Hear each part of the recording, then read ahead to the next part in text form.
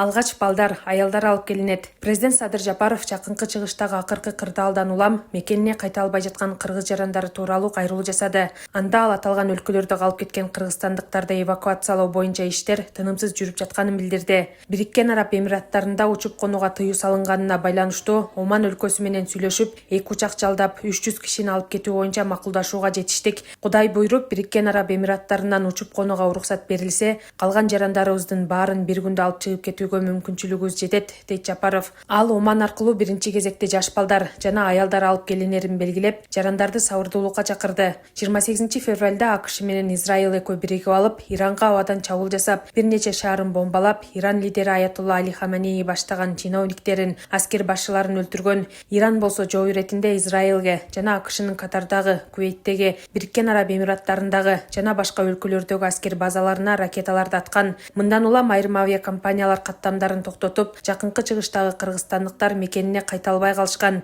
Тышкы иштер министрлиги билдиргендей, Перс булуңунда 22 миңге жакын кыргыз жараны болсо, алардын 10 миңдейи Бириккен Араб Эмираттарында жүрөт.